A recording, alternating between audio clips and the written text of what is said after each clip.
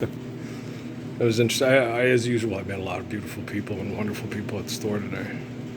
One young lady, she's really sweet, started talking about traveling being overrated. And she's with her family member, and her family member sat there and started talking religion when I started talking about stuff, because I talk about religious principles and values and mathematical understanding. And she sat there and finally, I just asked her, "You in the service?" I said, "Yeah, in the Air Force." She goes, "Yay." Right. It's like, I was just a mercenary for corporations. They didn't care if my mom died or not from cancer, and I told them to go bleep off. They wanted me to kill people for poor people to maintain status quo, and I left. I took on military intelligence at the Wi-Fi Center in Cochise County and kicked their dicks into the dirt and kicked their ass into a mud hole and splashed it dry, And because it says so in the Bible that I'll do that. And, this lady sat there and she said, "Well, no, do you believe that Jesus is God and died and raised from the dead to pay for your sins?" I said, "No, I don't believe that." She's like, I said, "What if I told you, that, since they cloned Dolly at the turn of the millennium, they have a space station up in space with a wormhole in it. And they have Parsons Aeronautics craft that can go out. You can take the space station, have the wormhole, have the space station going and counter to the rotation of the planet, and calculate precisely when to show up and get Jesus, use stem cell research to regenerate his body and move him to the 30th century." And I said, "Okay, what if they did that?" And I told her, "Would you still believe in Jesus Christ and have faith in God?" And she said, "Yes." I was like, "No, you don't." Why? Because that means he didn't overcome death.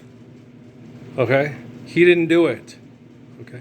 Corporations with scientists did it. Okay? So Jesus didn't do it. Jesus isn't God and didn't do it. Okay? So you don't believe in Jesus Christ and you don't have faith in God.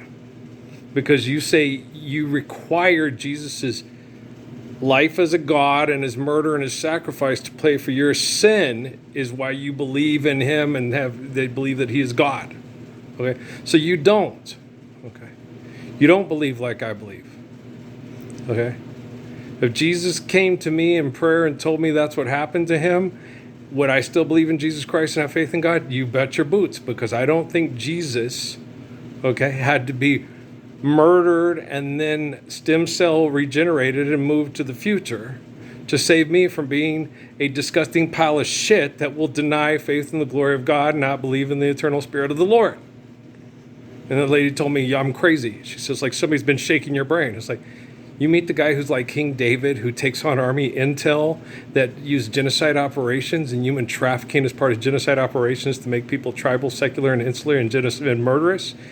And he took it on without fear and confronted them on social media without fear to get them to stop. You tell him he's crazy, and you sit there and think that your relative who could possibly have dropped bombs on people that are just paying extortion to live here, to manage surplus population numbers because of bad education, dictation, and legislation, is a better man than me?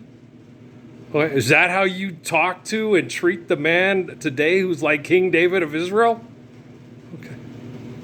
Do you literally roll your eyes at a guy who got up and stood before the devil and all his minions and kicked his dick into a mud hole and splashed it dry? You don't say thank you? Lots of people, when we talk at the store, they say thank you. And I'm like, wow, they're so sweet. They're so kind. They're so appreciative.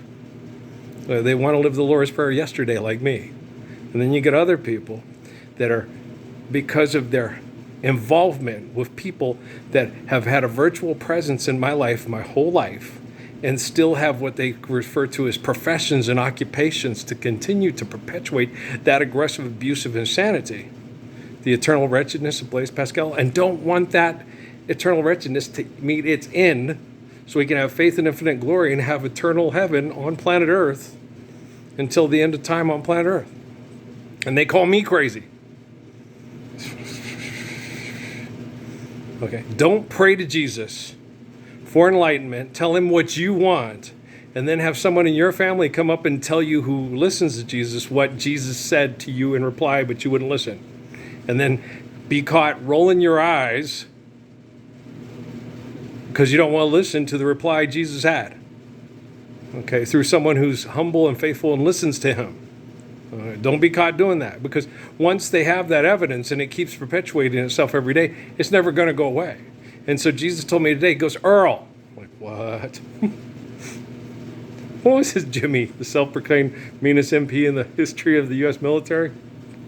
One time we sat there and we were talking, and I said, for 20 some odd years, me and my brother-in-law Lawrence have been having the same conversations. And it was about faith in God and his God. And we said that he would always tell me, Earl, want to make this perfectly clear that your God is not my God. And I'd look at him and say, well, my God is our God. No, he's not. And I'm like, no, he's not. Okay. And Lawrence didn't get it. Okay. God is not he. God is not begotten, nor is God begotten. God always is, always has been, and always will be. That's our God. Okay. When he says, no, he's not, Lawrence is God, then Lawrence is trying to turn omnipotent God into a person in his head that he thinks is God. Okay, we've been having this discussion for 20 years, and for 20 years, I kept thinking I could convince Lawrence into accepting the book of Genesis. There is no God but God. God is not begotten, nor is God begotten. God always is, always has been. And for 20 years, we've always been arguing about it. And Jimmy sits there and goes, yeah, and you think he's stupid, but you're still talking to him about it, if they're hoping he'll understand it. So who's stupid? Shut up, Jimmy. You are the meanest fucking MP in the history of the U.S. military. That was funny. I still talk to him about it because I love him. Because it's true. Okay? If the truth is God's omnipotent and omnipotent and there is no God but God and God is not begotten nor is God begotten, God always is, always has been, and always will be. If you love people eternally, you're always going to, when they bring up the subject, and when they're talking to Jesus, and believe me, they talk to Jesus, and the people at NASA record their private conversations because of the Patriot Act. Okay, so I know, especially when they're my family. Okay, you know when your family is praying to Jesus as God, Jesus, why aren't we living your peace? Because none of you will stand up with Earl to do so? Oh, that's a good point. Yeah, of course. The more people stand up with me to live Jesus' peace, the quicker we get there. Okay. Now, if it happens overnight, because most of you were too selfish or afraid to get up and do it with me, you're not going to be able to say, like Mr. Medina today. I said, man, when it happens, you're going to feel it. Okay. He was sitting outside the Little Caesars, and he was looking really hard. You know, a lot of people would assume that he was high, but I saw his wrist, and he had just gotten out of the hospital. He was at the hospital, and he made his way down to the corner, probably waiting for the bus or whatever, and probably didn't have enough money, and he was miserable. And people were giving him money, and I gave him $1 when I came out and said, if I had more to give to you, I would, but I've already given you all my effort and all my love for you to live the deliverance of the Lord's Prayer and the faith of Psalms and the wisdom of Proverbs. You know, so I'll keep working at it. And I told him, I said, you know when I tell you that I love you, that you're given life by the glory of grace, and I adore you, that I really do love you, and I mean what I say. Right. And then finally, I sat there and looked at him. I said, I went to the truck and I came back and, I gave him $1. I said, are you hungry? Do you want food? He said, no, I'm not hungry. I said, what about waters? I can get you some waters. I got the waters in the back of the truck. You want a couple of waters? I don't want you to dehydrate. I don't want you to get sick. Because that dehydration, it'll kill you. It can kill you. I said, what I could really use is a ride down to, I said, it's my dad's truck, and he doesn't really like it when I get too much rides. But he was so miserable and out of the hospital and so sick, you could tell. And he had his little wrist things on from today.